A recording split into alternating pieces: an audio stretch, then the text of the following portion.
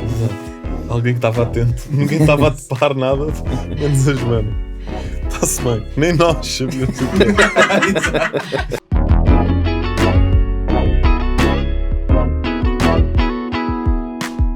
Antes de mais, pá, muito obrigado por teres aceito o convite a Plugged. Primeira pergunta, que é assim, já um hábito que eu costumo fazer a toda a malta que vem cá, era como é que tu começaste a interessar-te pela música? Como é que começaste a tocar? Como é que isso começou? Comecei a tocar com 11 anos em ambiente de igreja, gospel, e portanto depois foi toda uma caminhada desde aí, nunca mais larguei o piano. Mas ok, começaste a ter aulas na igreja? Não, na altura interessei-me, fui para uma escola de música e andei durante 3 anos a ter aulas de música. Só que depois chegava a casa e cada vez que era para estar os exercícios eu ouvia um tema na rádio e se calhar ia lá com o ouvido, começava a tocar o tema. Então larguei um bocado a cena das aulas. Yeah. Mas sempre interessado em aprender mais. E sempre a tocar na igreja? Sempre. Yeah. E sentiste que depois não tiveste mais formação a partir daí? Não. Foi tudo de campo, trabalho de campo, não é? Sim, muita pesquisa. Sim. Ok, também. Quando chegou a internet, comecei a pesquisar bastante acerca daquilo das ferramentas que eu tinha necessidade e focar-me exatamente naqueles pontos onde eu precisava mesmo trabalhar. Yeah. E sentes que a igreja nesse aspecto teve uma importância? Sim, é uma escola incrível. Tu podes trabalhar com vários músicos completamente diferentes, com experiências diferentes.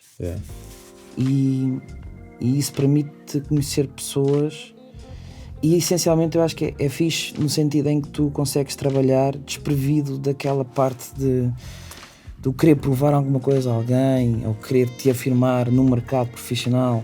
De haver pressão, não? Não tens essa pressão, simplesmente deixas fluir a musicalidade, ego igual a 0. Pois é. E deixas-te guiar por isso. E isso traz-nos vantagens muito grandes. E no meio disso tudo, também estavas a tocar todos os domingos, pelo menos? Alguns, sim. Não, não, depende. Mas pronto, desde os 11 anos, pronto, não há de ter sido mesmo aí, digo eu. Começou aos 13. Pronto, mas desde os 13 tu tocas com regularmente? Sim. Pá, lá está, não há de ser todas as semanas, mas sempre ali. E como é que deste o passo para perceber que, ok, vai ser isto? Ou foi uma cena super natural? Em 2013 eu fiz uma banda com uns amigos, também uma malta de igreja, decidiram fazer uma banda de covers, começaram a tocar nos bares. Ok. A partir daí o interesse despertou cada vez mais, fiz outra banda de covers. E a seguir começaram a surgir as coisas. Começou a surgir trabalhos. Antes dessa banda de covers, por acaso, eu já tinha começado uma banda instrumental com uns amigos, uma cena assim mais a procurar exatamente evoluir tecnicamente. E a partir daí comecei com as bandas de covers. E foi um caminho longo, porque às vezes quando tu tens alguém que te dá a mão que te ajuda a entrar no mercado, isso facilita muito. Na altura em que eu comecei, em 2003, profissionalmente, a internet não estava tão em força como está agora. Tu não tinhas a oportunidade de mostrar o teu trabalho. Ou seja, tinhas mesmo que ser bom nas poucas oportunidades que te apareciam. Não podias falhar. Não podias falhar ali. Porque o caminho era muito estreito. Como é que surgiu o primeiro convite assim para um projeto maior? Surgiu que eu fui fazer uma substituição numa banda que se chamava Puzzle. Era uma banda meio hip-hop, com fusões de hip-hop e soul. E eu fui lá fazer aquilo tipo por 50 €, fazer uma substituição de um projeto de originais. Fiz um único ensaio, e cheguei lá e fiz aquilo exatamente como era. E eles na altura ficaram um bocado a dar-me os parabéns, porque o teclista que lá estava era muito bom e muito criativo, mas não fazia exatamente aquilo que estava no disco. E eu fui super rigoroso. E a partir daí surgiu mais contactos. Foi aí que começou. pergunta provavelmente vai ser um bocadinho difícil de responderes, mas eu vou fazer na mesma. Se tivesses que escolher entre tocar piano até o resto da tua vida ou produzir até o resto da tua vida, o que é que tu fazias? Eu produzia lives. Era? Porque eu gosto imenso de tocar piano. Eu adoro tocar piano. Mas eu descobri que isto é o meu propósito de vida, fazer lives. Porque é a cena da concretização. É tu visualizares o trabalho de toda a gente, construires o show e no final botar ali à vista para quem quer. E tu vês o público a reagir àquilo que foi construído. Okay. Isso para mim é um valor muito maior do que eu meter um acorde e o acorde soar no PA. É bom, sabe bem, mas ter uma banda inteira a soar num PA com o teu trabalho, claro, tem um valor maior. Percebo. Portanto, ainda assim é melhor manter as duas. Certo? Isso é o ideal, se puderes fazer as duas. Certo? E lembro-me que antes de entrarmos para o concerto, o Virgul disse: pessoal, não se esqueçam, estamos a ser filmados, tentem ter good looking e sorrir. Tu sentes que o chegar como agora, e mesmo agora, não é? Mas na altura que não havia tanto os meios para te mostrares sem ser a tocar ao vivo, não é? Sentes que era muito importante chegar e criar aqui grande impressão. Tipo, olha, cheguei. Sim, eu acho que seres eficiente exatamente naquilo que o projeto pede. Isso é crucial. Ainda hoje eu tento ser assim, não é? A gente tem que perceber o que é que está a fazer para que projeto está a trabalhar. E aquela sendo eu vou dar a minha cena. O projeto às vezes não pede a tua cena, pede aquilo que o projeto pede, nem mais nem menos. E o que eu tentei na altura foi fazer isso, e é o que eu tento fazer até os dias de hoje, é perceber o que é que o projeto precisa e ser eficiente nesse aspecto. Mesmo por 50 euros. Mesmo por 50 euros. Se aceito ganhar, seja o cachê que for, tem que fazê-lo com excelência e com rigor. Vais com tudo, claro. Quando é que começaram a aparecer os projetos maiores? E quando é que tu começaste a sentir, isto agora? Mais tarde, depois o Paulinho, que era baixista dos Puzzle, convidou-me para fazer no Soul Family, para ir substituir o João Gomes. E a primeira data que eu fiz com eles foi quando os No Soul Family ganharam o prémio de melhor banda live act da MTV. Era um concerto muito importante, uma exposição enorme. Eles tinham um quarteto de cordas, mais 3 back vocals, e eram 2 palcos separados, era um palco lá em cima e um outro palco na bolacha, e aquilo era uma exigência enorme, uma banda gigante, eram 12 pessoas para ir em cima do palco. E eu fui fazer o concerto, e lembro-me que antes de entrarmos para o concerto, o Virgul disse: pessoal, não se esqueçam, estamos a ser filmados, tentem ter good looking e sorrir. E as nossas caras apareciam nos ecrãs. E eu levei um amplificador da Fender para tocar com o meu Norte, porque eu tinha muitos sons de Rhodes e não sei o que, então com os Rhodes eu gostava de sentir aquele som quentinho do amplificador. E o amplificador avaria a meio do concerto, vai abaixo. Eu lembro-me de estar a pedir ao técnico para resolver, para ligar direto, porque eu tinha ligado direto o teclado ao amplificador, e depois o amplificador é que mandou para a mesa sem fazer bypass na DI.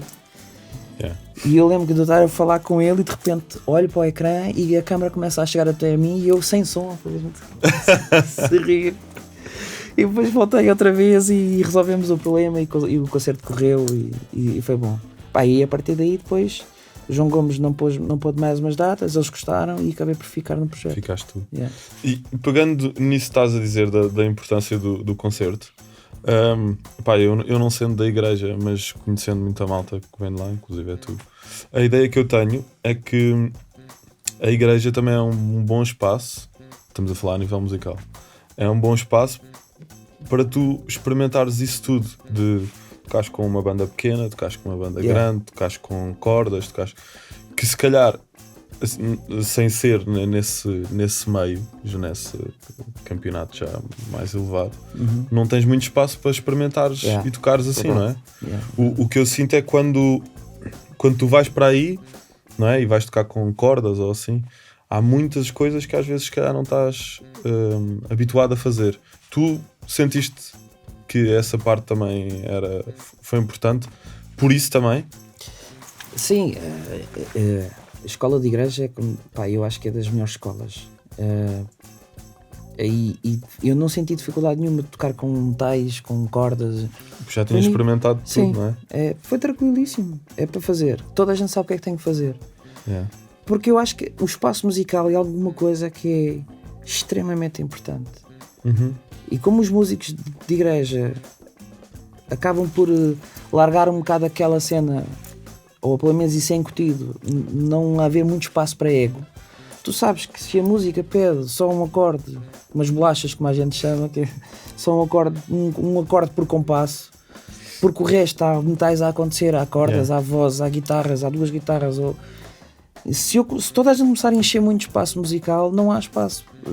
Fica uma salganhada. E então, quando nós decidimos fazer no mundo profissional, entrar para um projeto ou ir fazer um trabalho, tu tens que facilmente entendes, ok, o meu espaço musical é este e eu vou trabalhar aqui. Sim, sim. Ainda assim, falaste uma coisa interessante há bocado. Tu disseste, pegando nisso, do espaço e de saberes que espaço, que tu procuravas sempre, quando ias tocar, fazer o que estava lá e não pôr o teu cunho ou assim. Mas a pergunta que eu te ia fazer é, tendo sempre noção desse espaço, não achas que inconscientemente tu acabas por dar sempre o teu cunho? A questão, sim, eu tenho que dar sempre o meu cunho naturalmente. A questão é que hoje em dia, na altura não trabalhámos muito com máquinas, com backing tracks. No So Family foi pai dos primeiros projetos em Portugal a trabalhar com backing tracks. Hoje em dia, com os backing tracks, com a estética que se trabalha, tu consegues mais facilmente dar um bocadinho mais do teu cunho. Ou seja, eu não preciso de fazer exatamente um sintetizador que está no projeto, que foi produzido, não é? Ok, porque já lá está. Já está na máquina, não preciso de o substituir, porque eu nunca vou copiar o som exatamente igual. Quer dizer, em algumas ocasiões a gente quer substituir, mas por norma a gente acrescenta valor. Os músicos quando vão para cima do palco com máquina, eles vão acrescentar valor em cima da máquina. Exato. Não vão substituir, porque se for para substituir está lá a máquina. Não estás a tirar partido do músico. E Exato. Agora nesse aspecto é mais vantajoso. Nós conseguimos dar um bocadinho mais de nós. Pois isso acaba por ser, digo eu, bom também, não é? Sim, claro que sim. E sentes que isso também não é uma coisa tão clara. Ou seja, há músicos que são camaleões autênticos e que tu não notas grande diferença. Ou melhor, notas. Se ele vai tocar aquilo, ele toca aquilo igual à cena, e vai tocar o outro e toca igual. E há outros que estão a tocar um estilo ou outro, ou vão tocar a um projeto ou outro, e tu dizes sempre, isto está a soar bem, está a soar aquilo, mas é ele que está a tocar. Tu procuras, continuas a procurar dar o teu cunho, ou não é uma coisa que te preocupes muito? É como digo, só chega aí se eu tiver espaço musical para isso. É essa análise que eu acho que às vezes os músicos não fazem da forma mais adequada. Percebes? Uma coisa é eu ser versátil. Eu gosto de ser versátil. Claro. E eu sei que há géneros em que eu sou forte, há géneros que eu sou bom, há géneros que eu não sou tão forte. Estás a ver? Para seres músico freelancer, no fundo. Tem que ser versátil. Agora, dentro desta versatilidade e da minha identidade, porque também a tenho, antes disso tudo eu tenho que perceber, ok, qual é que é o meu espaço musical? Ok, dá espaço para eu meter aqui uns acordes torcidos meus e umas cenas, umas malhas, eu vou pôr. Se houver espaço, eu vou dar a minha... Eu vou aproveitar aquele bocadinho. Se calhar num concerto até podes ter 3 momentos destes. Não dá para estar sempre na desbunda. Estás a perceber? Claro. Então, se o espaço musical te permitir, essa é a tua oportunidade de mostrar quem tu és. O resto, temos que servir as músicas. Sim. Porque é assim que a cena funciona o todo. Eu acho. Claro. Sim. Isso também talvez tenha ganho, porque hoje em dia, estou a falar no panorama em Portugal e não só, mas em Portugal, que é onde nós estamos, muitas vezes tu és chamado para ir fazer gigs à última da hora e que também não dá para inventar muito. Exatamente. Então, às vezes mais vale fazer o que lá está. Exatamente. Respeitar. Não tinha falado dessa parte, mas também é importante, não é? Exato. Por exemplo, se tu fores... uma coisa é tu seres músico freelancer e entras no projeto e fazes parte daquele projeto. Sim. Fazes parte como músico contratado, digamos. Fazes parte até de quererem. Exato. Pá, aí ok, eu vou perceber onde é que está o meu espaço e vou criar aqui, vou deixar aqui a minha marca, porque eu faço parte disto. Exato. Outra coisa é eu ser chamado para substituir um colega. Eu não vou lá deixar a minha marca num projeto que é de um colega. Eu tenho que ser fiel a ele para ele ficar bem. Claro. Ele ficar bem. Claro. Isso é muito fixe. Que é acerca dele, é um autoturismo, acho eu. E que eu acho que é um bom conselho, no fundo, para a malta que está a fazer este tipo de trabalhos, não é? Às vezes esquece um bocado disso. Vais lá porque aquele te chamou, então tens que deixar boa. Honrar a oportunidade que te deram, não é? Eu acho que se um teclista me chama para eu substituir, uma das coisas que eu peço logo é dá-me uma gravação live Claro. e mostra-me o que é que tu fazes. E eu vou ser fiel àquilo que tu fazes. Claro. Porque eu não quero ir lá mostrar que eu sou melhor que ele. Não estou aí. Acho que não vais ganhar nada com isso. Claro que sim. Deixa lá ele estar no lugar dele, respeita o trabalho dele e cumpre. Agora, se ele não te der ferramentas para tu fazeres sendo idêntica a ele, tens que ir lá fazer a tua aí cena. vais fazer, a tua cena. Claro. E depois as pessoas gostam mais ou menos. Isso aí já é a opção. Claro que sim. Estavas a falar no Soul Family, que foi uma das primeiras bandas a usar máquina. Tu estiveste presente nesse... a fazerem as máquinas, a começar a fazer, ou chegaste lá e já estava tudo? Já estavam feitas. Depois que nós fizeram o segundo disco, quando estivemos a montar essa tour do segundo disco, nessa fase lembro-me de ir a estúdio e definirmos o que pistas é que deixámos na máquina, que pistas é que eu fazia para acertarmos as coisas. Mas nessa altura, diz-me se eu estiver errado, não havia tantos arranjos live e não era tanto essa a cena, não é? Era mais... Havia, eles tinham, no Soul Family era um show muito forte, eles tinham uns arranjos muito fixes mesmo, tinham arranjos de metais. Nos últimos concertos éramos 12 músicos em cima de palco, tínhamos 3 metais, 2 back vocals. Isso era muito forte. Era muito forte, e os arranjos eram muito fixes. Muito forte. Falando um bocadinho dessa parte, quando é que começaste a fazer, quando é que surgiu a hipótese de começares a fazer direção musical e arranjos? Eu já fazia direção musical na igreja. Na igreja, exato, claro. Essa foi a minha grande escola. Mais uma vez. E continua a ser, porque lá está. Enquanto se calhar um diretor musical normalmente agarra num projeto e faz 50 concertos no ano, não é? Eu faço no verão, 50 concertos no verão, eu faço o ano inteiro. Exato. Isso ajuda. Mas o primeiro projeto onde eu comecei a fazer direção musical foi, salvo erro, foi na Cardinha dos Landes. Qual é que achas que até agora, até este ponto da tua carreira, foi a maior dificuldade que tu tiveste? Pode não ser só uma, atenção, já percebi que já sei que estás a estar. É difícil responder a isso.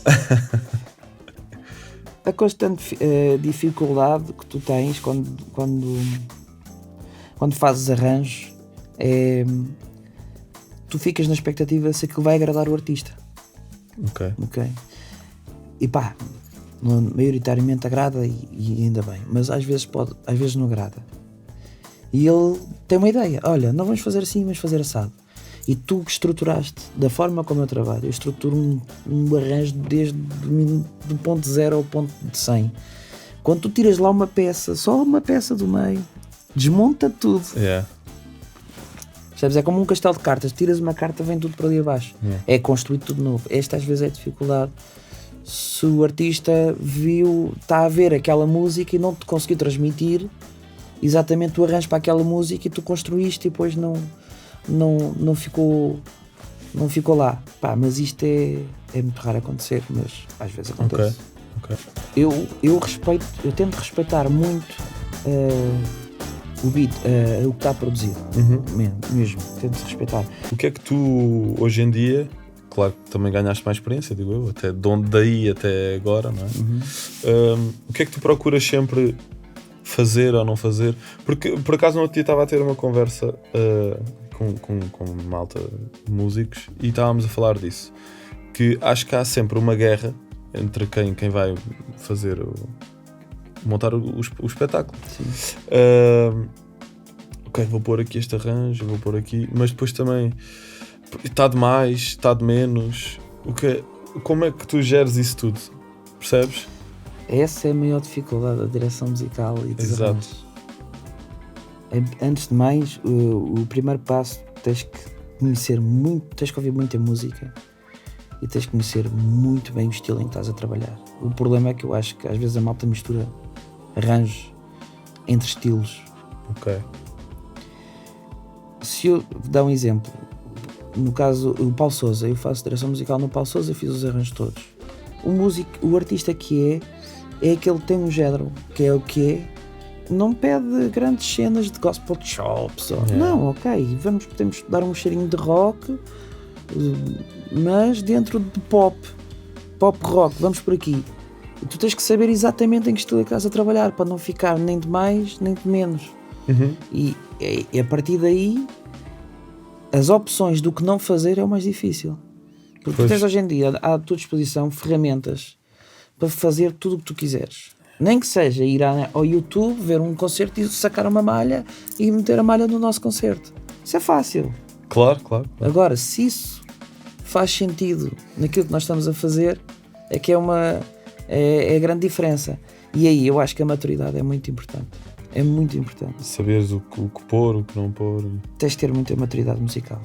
Como é que achas que chegaste aí? Só a experiência? Sim, procurando ser melhor a cada dia. Pá, e no fundo, não querendo estar sempre a falar da mesma coisa, mas tu há bocado o disseste, também teres a liberdade em alguns projetos, neste caso a igreja, de poder experimentar, ou tu sentes que tens essa liberdade na igreja não só, mas de experimentar, e sentes que isso te ajudou. Aqui vou experimentar fazer este arranjo fora para ver se funciona. Ok, isto não funciona aqui, isto não funciona ali. Foi assim que funcionaste? Eu acho que hoje em dia tu podes fazer as experiências todas que quiseres em pré-produção. Ok, claro. Estás a ver? Eu acho que isso ajuda muito. Agora, a cena é como é que tu chegas ao arranjo final. Há vários caminhos que tu podes ter. Eu tenho o meu método, o meu caminho. E eu já sei que aquele caminho mais ou menos vai dar ali e aquilo funciona. Depois há uma questão de gosto. O artista pode não gostar desta parte ou daquela. Vamos mudar, vamos adaptar. Mas no todo, tu tens que saber exatamente onde é que estás a pisar. E depois esse caminho, esse método é que pode ser mais eficiente no resultado final ou menos. Estavas a falar em estilos há bocado, que era importante, não pôres gospel shops em coisas que não têm nada a ver, por exemplo. Tu estudaste de ouvir e estudaste muito essa parte a nível de estéticas. Foi uma coisa que te preocupaste em perceber sempre este estilo tem que ter isto, este estilo tem que ter aquilo. Foi uma coisa que te preocupaste. Eu estudo muito isso. Para já, o facto de eu também produzir música também já me dá uma noção muito grande de espaço. Claro. Em relação à estética musical, é muito importante a gente conhecer os estilos. Eu gosto de saber exatamente os vários estilos de música. Mainstream, vamos pôr aqui, porque eu gosto de trabalhar dentro do ramo da pop. Mainstream, chamamos o que quisermos chamar a pop. Sim, claro. E eu gosto de saber exatamente o que é que cada estilo, que texturas é que cada estilo tem. Ok? Ou seja, se eu tiver um beat trap, como é que eu vou encaixar uma bateria num beat trap? O que é que o baterista tem que fazer em determinadas alturas dentro de um beat trap? O que é que ele tem que fazer no hi-hat? Porque pode chocar com o hi-hat do trap. Ou seja, um baixo, porque é que eu quero um precision ou que eu quero um jazz bass? Eu vou a estes pontos. Porque é que eu quero uma Telecaster ou quero uma Stratocaster? Eu sei exatamente o timbre de cada instrumento e isso faz a diferença. Porque eu costumo dizer que quando tu estás a fazer um arranjo, a diferença entre o bom e o muito bom está nos detalhes. Ou seja, eu começo por montar o esqueleto, começo por montar ganhar força, e quando já estou no nível bom, agora vamos aos detalhes. E então os detalhes estão nestes pormenores todos, percebes? Qual é que é a guitarra, ou qual é que é se eu quiser pedir um crunch de guitarra, não quero uma distorção, quero um crunch. Eu já vi projetos pop com distorções de guitarra de metal, não pode ser. Uma distorção de metal é diferente de uma distorção pop. Estás a ver? Uma distorção, um overdrive é diferente de um crunch. Isso é muito interessante. Isto faz muita diferença no espaço, na respiração da música. Estás a ver? Claro que sim. Então eu vou a estes detalhes todos e gosto muito de saber exatamente o que é que cada instrumento. Por exemplo, um baterista, se eu faço ensaios com o baterista em separado. Ok. Quando eu estou a desenhar um pattern com o baterista, eu tenho que saber explicar ele exatamente porque é que eu quero o bombo no 2 ou no 3, ou porque é que eu quero um chop tercinado, subdividido ou off-time, ou porque é que eu quero um ride crashado e não quero um crash. Percebes? Esses detalhes todos fazem bué da diferença na textura e na estética musical. Muito fixe. Mano, pá, essa resposta foi brutal, devo dizer. Há bocado estavas a falar também, tem um bocadinho a ver com a estética. Estavas a dizer que muitas vezes tu ficas logo, depois de fazer os arranjos, ficas logo com a noção, ou seja, ficas logo com a noção como é que vai ficar. Mas a minha pergunta é, isso não pode diferenciar depois quando vais fazer com a banda? Ou seja, tu fazes o arranjo, ouves e dizes, está a soar, ok, vamos depois com banda. Isso não te acontece? Não, por acaso não acontece. não acontece porque eu já faço o arranjo a deixar espaço para a banda e a perceber o que é que eu vou ter que ter na banda a fazer o quê. Às vezes já aconteceu, se eu tiver um pattern de bateria mais complexo, eu faço mesmo, programo mesmo o pattern de bateria. Para dar ao baterista. Isto é a estrutura. Dentro disto faz com fio de baterista. Certo. Dou-lhe essa liberdade, mas quando são coisas mais complexas, mas normalmente eu consigo explicar bem o que é que e deixas algum espaço também. Sim, para eles. Ok, fixe. Sentes que a parte da tua parte, não é? A nível de estética de concerto, às vezes interfere com o que o produtor que fez a música pensou. O que é que tens cuidado com isso? Eu tento respeitar muito o beat, o que está produzido. Mesmo, tento respeitar. E quando eu digo tento respeitar, é ao ponto em que se há uma parte em que eu quero o baterista a fazer na drum pad um verso, o beat, eu samplo exatamente o som que está no stem da bateria do produtor, com o mesmo reverb. Aquilo tem que ser samplado de uma forma específica para ficar exatamente com aquele tail do reverb, não sei o quê, e dou ao baterista, ele mete exatamente o mesmo som do disco no drum pad. Imagina, tenho um verso, o baterista está a tocar no drum pad o som do disco, eu muto no stem. Quando vai para o refrão, ele vai para a bateria acústica e entra o beat com o mesmo som que ele deve tocar no drum pad. Ok? Eu tento respeitar isto. Agora, isto não invalida que eu não incremente valor.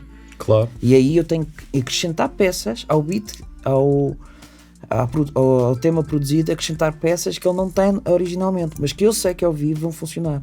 Exato. O choque entre produtor e diretor musical pode haver ou não, se o produtor não entender que uma coisa é a produção e outra coisa é o live. Ele tem que entender que há uma diferença. E não sou eu. Já em tempos houve em Portugal estas guerras, os produtores quererem levar para o vivo o disco. Mas isto não sou eu que digo, basta ver qualquer concerto americano e tu vês a diferença de um disco e a diferença de uma coisa tocada ao vivo. É completamente diferente. Ou seja, não é completamente diferente. É diferente a estética, está lá a essência toda do tema, está lá tudo, mas eles até estruturas mudam. Eu também, conforme os temas, às vezes mudo estruturas para live. Tudo é trabalhado para o vivo, não dá para comparar. Quem quer fazer a mesma cena, então mais vale ter um DJ. Não tem mal nenhum. Há artistas que fazem DJ com por exemplo, então no trap isso é comum. Tens o DJ e tens o artista à frente. Isto não tem mal nenhum. Agora, se queres pôr banda, tens que conviver com essa diferença. Claro. Falando nisso, sentes que nos tempos que correm, que continua a fazer diferença levares uma banda para o vivo, tendo em conta que às vezes há aquela ideia que a malta quer ouvir é o que está no disco. Sentes que isso continua a fazer diferença? Eu acho que isso faz uma diferença grande. Agora, eu acho que é importante avaliar em que fase é que tu tens o teu artista. Ok. Eu não me choca nada se tivermos um artista de hip hop ou de trap que ele vá para a estrada o primeiro ano com um DJ. Não choca nada. Agora, que no ano a seguir ele tem que fazer um upgrade e tem que meter a banda. E aí a banda tem realmente de fazer a diferença. O que me faz confusão é uma cena intermédia, que é ter um DJ e depois mete ali um baterista. Pá, isso nem é carne nem é peixe, percebes? Claro. Pá, se queres assumir banda, contrata alguém para fazer arranjos e faz um trabalho a sério. Não vamos fazer um trabalho a brincar. Tu até podes ter 2 músicos, percebes? Ou tens 3 músicos. Mas o trabalho tem que ser um trabalho desenhado para live. Claro. Percebes? Não é só pôr os músicos a tocar em cima do beat. Isso não é nada. Claro que sim. Mas mesmo sentindo, mesmo pensando nisso que estás a dizer, não te choca que vá um DJ, por exemplo, fazer uma tour primeiro ano. Não achas que às vezes, mesmo só indo com DJ e voz, por exemplo, que a estética ainda assim devia ser um bocadinho alterada? Ou seja, não devia ser só, ok, primeiro tema, vai começar o primeiro tema, toca, até ao fim, acabou, parou, tal, vai recomeçar. Não achas que devia ainda assim haver um maior balanço a nível de espetáculo? Não. Quando tu metes um DJ, tu já sabes que ele está lá para fazer play. Eu vi Mac Miller Sim, eu ia falar disso. Eu vi Mac Miller no Rock in Rio. Pá, e o DJ estava lá para fazer play, para lá umas cenas na MPC. Pá, é aquilo que está feito para aquilo, não dá para mais. Depois o Mac Miller vai fazer um Tiny Desk com o Thundercat e com banda, e aquilo é totalmente diferente. Mas ainda bem, essa diferença deve existir. Sim. Porque realmente os músicos não estão lá para fazer de boneco. Nem estão lá para tocar por baixo de uma máquina. Parem com isso. Os músicos estão lá porque são pessoas que têm valor e que vêm trazer valor acrescentado ao show. Não vão lá para tocar por baixo de uma máquina ou para estar só a fazer boneco, porque agora temos banda e podemos fazer festivais maiores, porque nós não somos só um artista com um DJ. Nós temos banda. Não. Tens banda, faz valer a banda que tens. Claro que sim.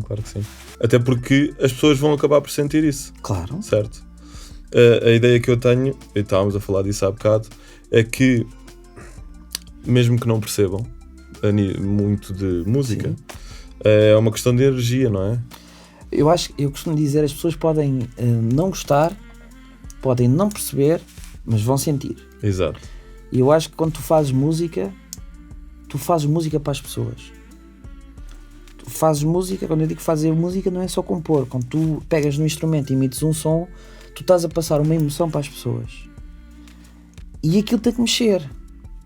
Tem que mexer as emoções. As pessoas têm que estar lá do outro lado do PA a receber uma quantidade de informação, e aquela informação tem que mexer com as emoções das pessoas. Claro, e elas têm que reagir. E até os arranjos têm que ser trabalhados e desenhados. E eu tento prever essas coisas.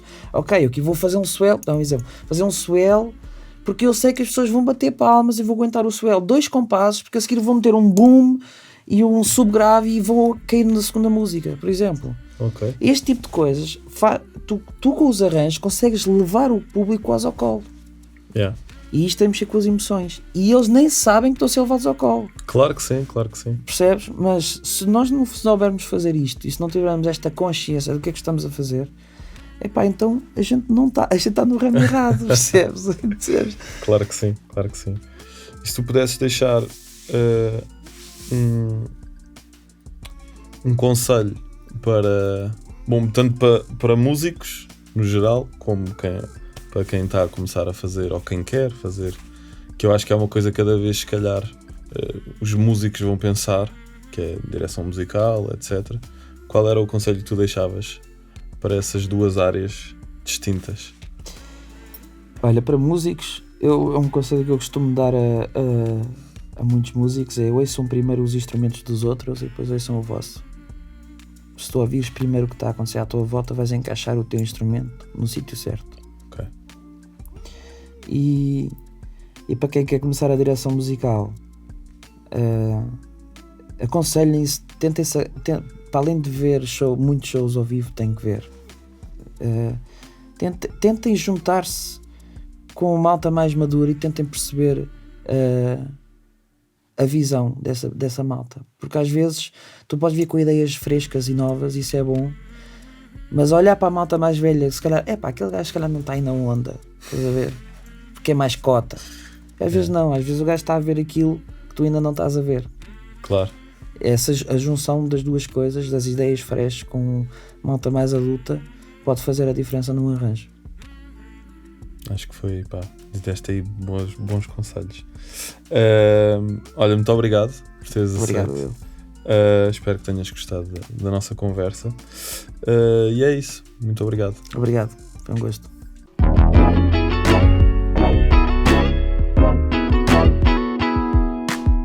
Se vocês quiserem apoiar os artistas portugueses, subscrevam o canal da Plugged.